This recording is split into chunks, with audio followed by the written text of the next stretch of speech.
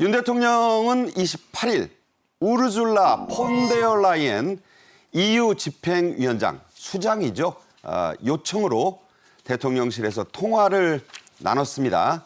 대통령실의 공식 발표가 있었죠? 네, 그렇습니다. 말씀하신 것처럼 EU 집행위원장 요청으로 통화를 했다라고 하고 있었고 EU 같은 경우에는 지금 현재 북한군이 개입한 우크라이나의 상황이 나토의 최우선 관심사다 이렇게 얘기를 하고 있고 이거에 대해서 지금 윤 대통령 같은 경우에도 북한군의 우크라이나의 어떤 전선 투입이 생각보다 빠른 속도로 진행되고 있을 만큼 어떤 엄중한 상황이다. 엄중한 상황이란 것은 우리가 생각하는 것보다 어떻게 보면 외교적으로 상당히 어떻게 보면 수위가 높은 발언인 것 같은데요. 특히 그 부분과 관련해 가지고 북한군에 즉각 철군하기를 요청을 했고 더불어서 러시아와 북한 군사협력 진전여하에 따라 단계적 조치를 해나가겠다라는 명확한 가이드라인을 밝혔다는 점에서 이 두 분의 통화가 의미가 있었던 것 같습니다. 네, EU 집행위원장 앞서 말씀드린 대로 EU를 이끄는 수장입니다. 폰데어라이엔 측의 요청으로 의장의 그 집행위원장 요청으로 이루어진 통화였고 여기서 이제 정보 공유 얘기가 나왔거든요. 그렇습니다. 파병 상황을 이제 공유하기 시작한다는 얘기죠. 그렇습니다. 결국 어떻게 보면은 유럽은 우리와 반대편에 있기 때문에 우리 대한민국에서 북한의 어떤 그런 휴민트나 이런 걸 통해서 이 파병 상황 같은 건 상당히 잘 알 수가 있지 않겠습니까? 그렇기 때문에 유럽 현재의 상황과 대한민국 한반도의 상황을 서로 긴밀하게 협조하는 이런 부분이 상당히 중요하다 보니까 그리고 또 더불어서 전장 자체는 유럽에 써 있고 그러니까 지금 EU와 나토는 가장 큰 관심사가 지금 어떻게 보면 휴전이 아니고 지금 확전을 되고 가고 있기 때문에 북한군이 옴으로써 전장에 어떤 변화가 있을지 가장 크다 보니까 EU 집행위원장이 윤 대통령께 직접 이 전화 요청을 했던 것 같습니다. 네.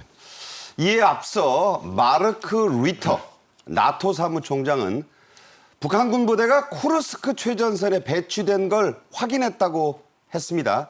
그 밝힌 내용이 매우 구체적이에요. 네, 맞습니다. 지난 28일 우리 정부 대표단을 만나고 나서 이 리터 사무총장이 그와 같은 사실을 공개했습니다. 그러니까 이 사람은 어떤 확고한 정보를 가지고 그걸 공개했기 때문에 나토에 의해서 북한군이 러시아 전선에 참전했다. 이것을 이제 국제사회에 공식 확인해 준 것입니다. 그리고 이제 또 쿠르스크 지역으로 이제 북한군이 향했다는 정보까지 지금 속속 들어오고 있습니다만은 푸틴의 절박함이 바로 북한군의 러시아 전선 참전은 푸틴의 절박함이 보여준 거다. 그러나 그것은 엄연하게 유엔 안전보장 이사회의 규정을 위반한 사실이다. 이렇게 이제 지적을 했습니다. 그러니까 나토 사무총장의 얘기는 이 파병이 러북 밀착의 결과기도 하지만 푸틴이 그만큼 전선에서 지금 뭔가 부족하고 밀리기 때문이다 이런 그 해석도 되는 거잖아요. 그렇죠. 러시아군은 지금 소기 3일 천하로 우크라이나를 먹는다고 그랬는데 지금 밀리다 보니까 거기서 이제 유생 역량의 손실이 너무 크기 때문에 결국 북한의 용병을 받아들여서 그들을 전선에 투입하면 뭔가 전세가 좀 바뀔 것이다 이런 생각을 하는 모양인데 이건 일단 두고 봐야 할 일입니다. 네, 이 쿠르스크에 속속 집결 중인 이 북한군들이 민간 트럭을 타고 최전방 지역으로 수송이 되는 정황이 포착이 됐습니다. 네, 맞습니다.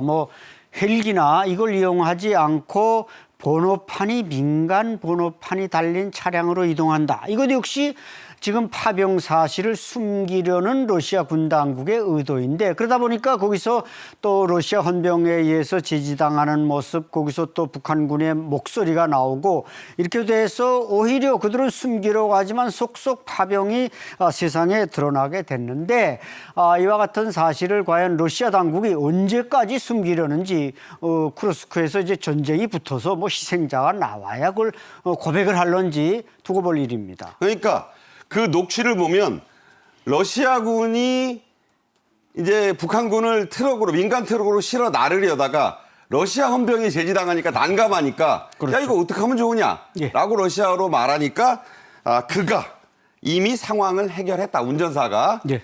그는 북한인의 이송을 돕고 있다. 딱 떨어지는 말이 나온 거죠. 예. 확실하게 거기서 이제 북한군 확인을 그들 스스로가 확인해 줬는데 그러니까 고위 당국에서는 파병을 이동하지만 밑에 헌병들한테까지 비밀에 붙였다가 이게 결국 오픈이 된 겁니다. 네. 미국의 월스트리트 저널은 종군 기자의 보도를 인용해서 쿠르스크에 집결한 북한군들 여러 번 나옵니다만 앳된 신병들, 신참들이라고 전했습니다. 자, 안 소장님은 이 보도 어떻게 보셨어요?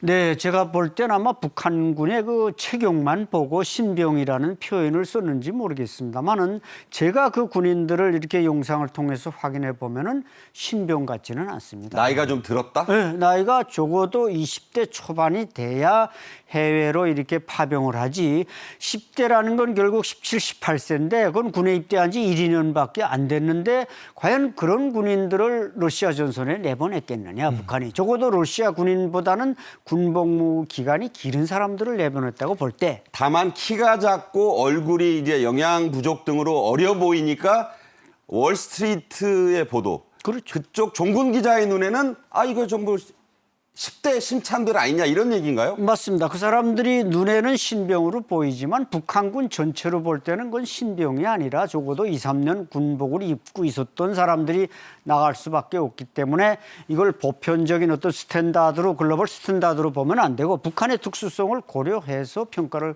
해야 됩니다. 네. 말씀드렸지만 북한의 남자 군인의 신장 기준 148cm 이하입니다. 무척 작죠. 자, 앞서도 언급이 됐지만 우리 정부 대표단은 벨기에 브뤼셀에 있는 나토 본부로 가서 거기서 열린 북대서양 이사회에 참석했습니다. 북한군 파병 동향을 브리핑했다죠? 그렇습니다. 말씀하신 것처럼 브뤼셀에 있는 그 나토 본부가 있지 않습니까? 거기에서 그 말씀하신 북대서양 이사회는 32개 EU의 이 이사들이 모임 최고 의사 결정 기구인데 거기에 우리나라 그 홍장원 국정원 제1차장이 가서 이 북한군 동향을 이렇게 보고를 했다는 것인데 핵심적인 내용은 뭐냐면은 원래 예측하기에는 12월 초나 됐어야 이제 북한군이 러시아로 갈 것이다 예측을 했는데 생각보다 그것이 한 2달 가까이 빨라지고 있다라고 네. 그 얘기를 했고 그 이유는 한 2가지 정도로 분석했던 것 같습니다. 첫 번째는 뭐냐면은 처음에는 뭐 2,000명, 3,000명 하다가 알고 봤더니만 12,000명 그 많은 인원을 하려고 하면은 생각보다 일찍 이 부대 이송이 돼야 되기 때문에 그렇죠. 그 시작 자체가 조금 빨라졌다는 점. 더불어서 부대 이송하는 것이 어떻게 보면 위성이나 각종 정보를 통해서 전 세계로 알려지니까 그럼 이미 알려진 거 최대한 빨리 이 부분을 병력을 이송해야겠다는 그런 어떤 2가지 점으로 이제 파악을 해서 우리나라 정부뿐만 아니고 그 우리나라 내부에 있는 정보를 지금 나토에 있는 그 32개 회원 본부에도 지금 밝혔다라는 것을 본다고 하면은 우리가 언론 보도를 보는 것뿐만 아니고 아마 막전 막후에서 이 나토와 우리 대한민국 사이에 이 정보 라인이 적극적으로 가동되는 것을 볼 수 있는 것 같습니다. 네. 우리 정부와 미국의 협력, 공조 움직임도 속도를 내고 있습니다.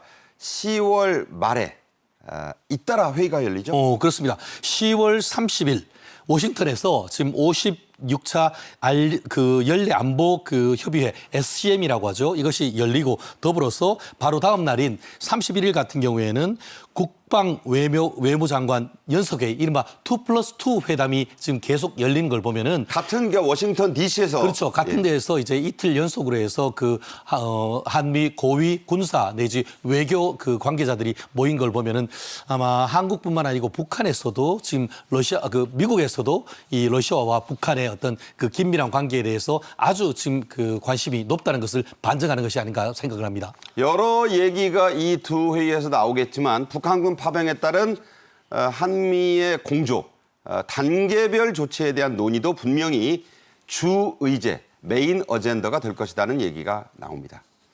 우리 정부는 브뤼셀의 나토 북대서양 이사회에서 우리나라의 우크라이나 현지 모니터링단 파견을 협의할 계획입니다. 어떤 팀이 가게 되고 또 거기서 어떤 역할을 하게 될까요? 네, 아무래도 이제 북한군이 참여하니까 우리 정부가 이제 개입할 수밖에 없지 않습니까?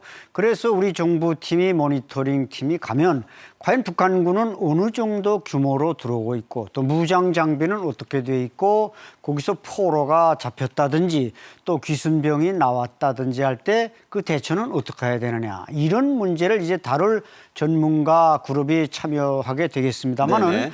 이것은 뭐 어떻게 보면 참전이라기보다는 그냥 국제적 관례에 따라 외교적 스탠스에서 일하게 될 것이니까 이것을 뭐 굳이 대한민국의 참전이다 아니다 이렇게 결론 지을 수는 없을 것 같습니다. 네. 다른 각도에서도 얘기가 나오고 있어요. 우크라이나의 한 방송이 러시아가 북한의 공병부대에 특별한 기대를 갖고 있다고 분석하는 기사를 냈습니다.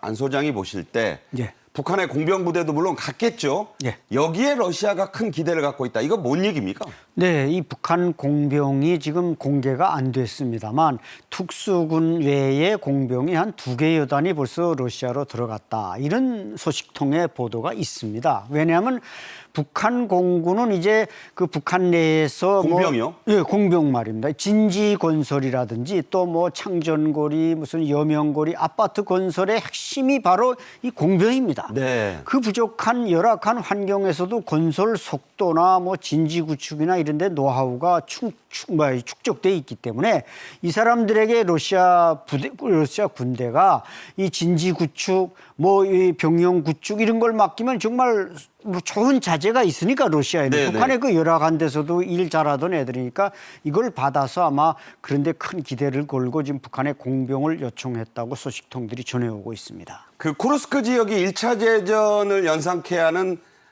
진지, 그러니까 평원 참호란 말이에요. 네네네. 여기에 땅굴도 뚫을 수 있고, 그렇죠. 그야말로 아까 말씀하신 대로 북한 공병이 해낼 수 있는 게 러시아 군들에게 아주 큰 기대감을 준다. 이것도 사실일까요? 네, 사실입니다. 그러니까 북한군은 이제 말씀하신 그 땅굴, 지하로 통로를 내는데 상당히 노하우가 거의 뭐 하마스가 배워갈 정도니까 그러니까요. 최고니까 그렇기 때문에 이 평지에서의 진지는 지하로 서로 연결되지 않으면 이 항공으로부터의 타격을 막아낼 수가 없기 때문에 이건 북한 공군의 어떻게 보면 좀 전담 기술이다 이렇게도 볼 수 있습니다. 네. 북한은 러시아 파병을 전면 부인해왔죠. 그 입장을 갑자기 또 바꿨습니다. 국제법, 국제규범에 따른 파병이다. 참 제가 듣기에는 해괴한 강변인데 그렇게 하는 이유가 뭘까요? 네, 이때까지 숨기려고 했지만 뭐 우리가 자루 속에 선 것은 감출 수 없다고 속속 영상을 통해 드러나지 않습니까? 그래서 북한 외무성에 이제 그 러시아 담당 부상이 있습니다. 김정규라고 하네요. 김정규 부상입니다. 그러니까 북한은 큰 나라의 외무성 부상이 한 5명 되는데 러시아 담당 부상이 또 중국 담당 부상도 있고 뭐 중동 차관 중에 그 러시아 차관이네요. 예, 전임 큰 나라니까 전임 담당이 있는데 이 사람이 이제 말씀하신 대로 자기네 참전은 국제법에 부합되는 거다. 그 뭔 소리인지 모르겠어요. 글쎄 이건 뭐 이 러시아와 북한 간에 어떤 동맹이 있다고 하더라도 참전을 할 때는 유엔의 허가를 받든지 아니면 오픈해서 우리가 참전한다고 공개를 하면 그게 파병이 되지만 돈에 의해서 뭐 다른 그 흑막골에 의해서 가면 이건 용병이 된단 말이죠. 근데 이제 와서 두루뭉술하게 뭐 국제법이나 북러 관계에 의해서 우리가 나가니까 참견 말라 이런 식으로 오픈하는 건 앞으로 과연 어떻게 이 문제를 처리해 갔다는 것인지 좀 의문이 많이 듭니다. 네. 자막에 보신 듯이 푸틴이 사실상 시인한 뒤 몇 시간 만에 북한 외무성 부상에 저런 입장이 나온 거예요. 한마디로 아유 푸틴 형님이 저렇게 인정하셨는데 우리도 그냥 저 논리로 가자. 이렇게 된 것이라고 보시면 됩니다. 무슨 국제규범을 준수했다느니 하는 거는 다 헛소리죠. 유엔 안보리가 30일 회의를 엽니다. 상임이사국인 러시아의 반대 또 방해가 당연히 예상이 됩니다만 국제사회의 압박은 러시아의 모종의 부담은 주겠죠? 그렇습니다. 국제 여론이란 것은 분명히 존재하는 것 아니겠습니까? 특히 지금 그 전쟁의 확전보다는 휴전으로 종전으로 가기를 바라는 것인데 북한군이 그 개입하게 된다고 하면은 전쟁은 확대될 수밖에 없는 그런 상황이다 보니까 지금 현재의 유엔 안보리 의장국이 스위스라고 합니다. 스위스 네. 같은 경우에는 지금 밝힌 걸 보면은 미국, 영국, 프랑스, 한국, 일본, 슬로베키아, 몰타 등의 베니아 등의 요청으로 해서 지금 안보리 이사회가 개최된다라고 얘기를 하고 있고 또 말씀드린 것처럼 그 상임이사국 만장일치로 어떤 결정을 해야 되기 때문에 지금 현재로서는 그 러시아가 반대할 경우에는 어떤 제재를 결의하거나 하는 것은 쉽지 않죠. 그렇지만 그러한 모임을 열리는 것이고 그러한 어떤 여론이 환기되는 것 자체가 러시아에 대해서 상당히 어떻게 보면 부담이 될 수밖에 없을 텐데 아까 얘기하신 것처럼 그 푸틴 대통령이 지난 그 러시아에서 열린 그 브릭스 정상회담에서 그 미국 기자가 물었습니다. 사진을 딱 보여주면서 이거 파병하는 거 맞는 것 아니냐라고 네. 물으니까 뭐 그 사진이 있다고 하면은 부정할 수는 없는 것이 아니냐라는 취지로 해서 이 파병 상황을 부인하지는 못했는 것이고 다만 그것은 우리의 주권 사항이다라는 취지로 얘기를 하고 있습니다만 그와 같은 어떤 전 세계적인 어떤 관심이 쏟아지고 하면은 그 부분에 있어서는 일종의 그 위축 효과를 노리지 않을 수밖에 없는 거기 때문에 우리 대한민국 또한 이 안보리에서 적극적인 어떤 국제 여론전 필요한 상황이 아닌가 봅니다. 네, 공산주의자들의 협상 수법이 있습니다. 전면 부인으로 갑니다. 그러다가 증거를 제시하면 잡아떼지 못해서 이제 강변을 하는 거예요. 아니 무슨 문제가 있냐? 그 증거 맞는데. 그리고 그래도 안 되면 뭐가 있습니까? 꼬리 자르고 도망가는 겁니다. 자, 다음 주제로 가죠. 북한이 우리나라 무인기의 평양 침투와 전단 살포를 주장한 지 17일 만에 소위 최종 조사 결과란 걸 내놨습니다. 컴퓨터 그래픽 항로 궤적, 또 비행 이력, 북한 말로 비행 리력을 증거로 내놨네요. 네, 그렇습니다. 그런데 북한이 내놓은 자료에 여러 가지 그 신뢰가 안 가는 부분이 상당히 많습니다. 이제 말씀하신 대로 리력, 그 비행기가 이제 북한 말로는 백령도에서 이륙해 가지고 저게 이제 북한 CG예요. 예, 저 백령도에서 이륙을 해서 쪼고 저 파란 선이 지금 궤적인데 뭐 황해남도 장년군 초도를 지나서 남포 입구에서 이제 우회전해 가지고 평양 상공으로 날아왔다. 그래서 38개의 무슨 그 궤적을 거기다가 이제 공개를 하면서 저게 이게 북한 국방성이 공개한 비행 리력입니다. 그렇죠. 이력이 있다는데 과연 우리 대한민국이 드론사가 저걸 뿌렸다고 하면은 비행기에 그런 메모리를 남기도록끔 뿌렸을까요? 이건 말이 안 되는 겁니다.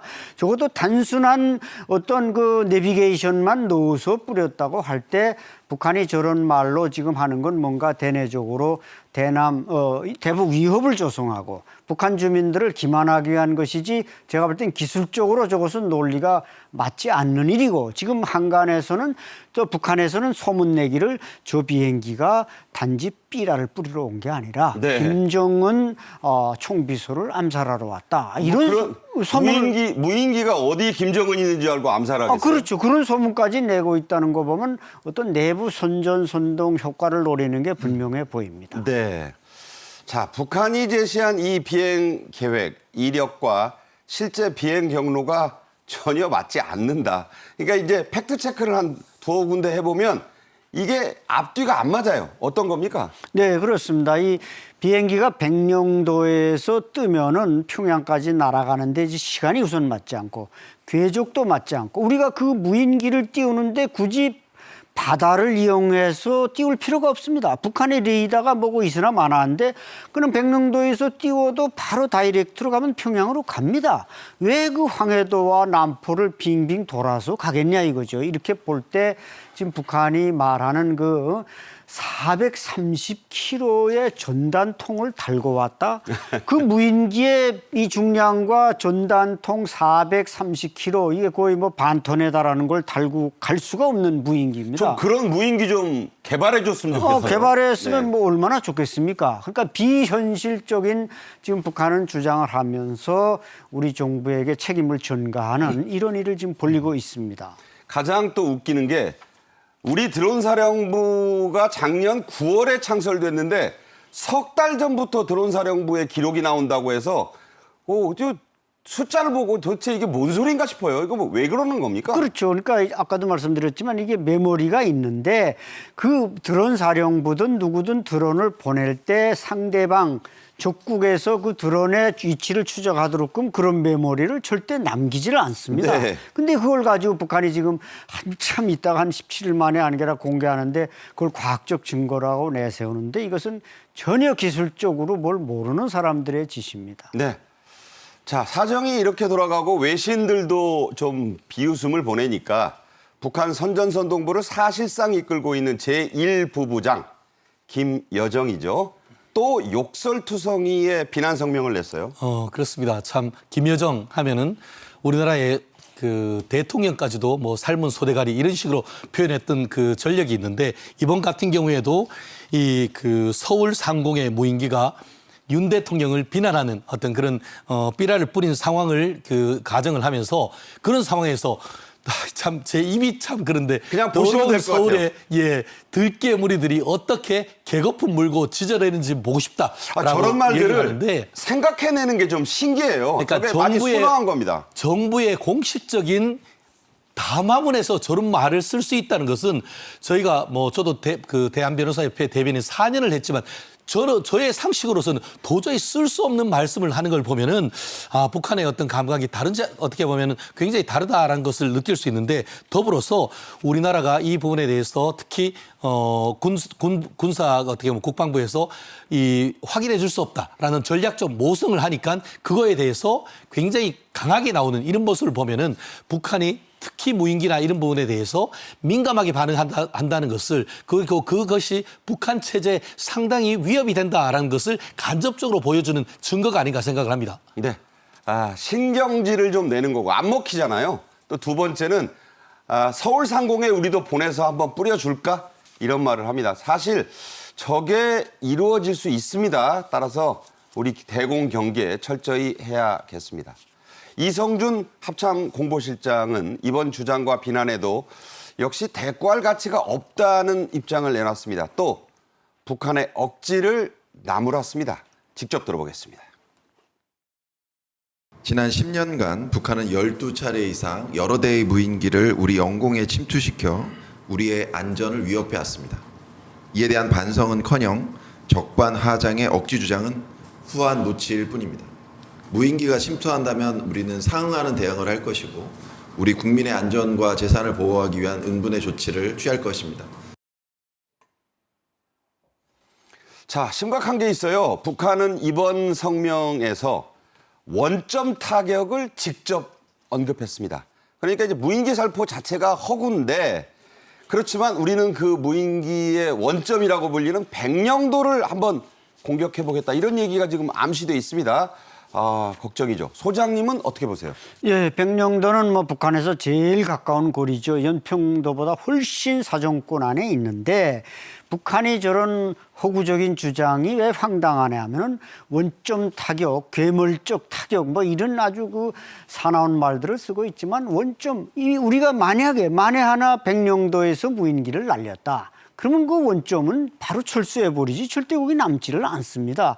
그러니까 북한군이 지금 대한민국의 어떤 다른 원점을 타격하겠다는 말은 감히 이제 무서워서 하지 못하고 겁을 먹고 백령도만 타격하겠다 이런 말을 쓰는 것도 황당하고 그다음에 이제 핑계를 대면서 우리 뭐 용산이나 이런 데까지 이제 삐라를 날리겠다. 과연 북한군이 뭐 오물쓰레기는 모르겠습니다만 삐라를 날리면 그 삐라를 보고 대한민국 국민들이나 군인들이나 생각이 바뀌거나 이럴 사람은 단 한 명도 없기 때문에 역시 선전선동부 제1부부장다운 말만 골라서 김여정은 하고 있습니다. 네, 백령도는 저도 한 4번 취재를 가봤는데 그 두무진이라는 데서 보면 옹진반도 예. 그 앞에가 뭐 춘향이라 심청전 나오는 그 인당수 아닙니까? 예. 그러니까 불과 몇 킬로 바뀌고 직선거리로는 20킬로가 안 돼요. 네. 따라서 북한의 해안포, 장사정포, 다연장포가 직접 사정권이죠? 그렇죠. 제4군단, 북한군 제4군단 240mm 내지 300mm 이 방사포 뭐 이걸 쏘지 않고 해안포만 가지고도 공격할 수 있는 지점인데 과연 북한이 그렇게 우리 백령도 우리 주권 안에 있는 영토를 타격할 수 있는지 그것은 뭐 제가 볼 때는 그렇게 북한으로서는 겁을 먹고 그런 말만 하지 행동에 옮기기는 쉽지 않다고 봅니다. 네. 그렇지만 뭐 유비무환이니까 그렇죠. 준비는 단단히 하고 있어야겠습니다.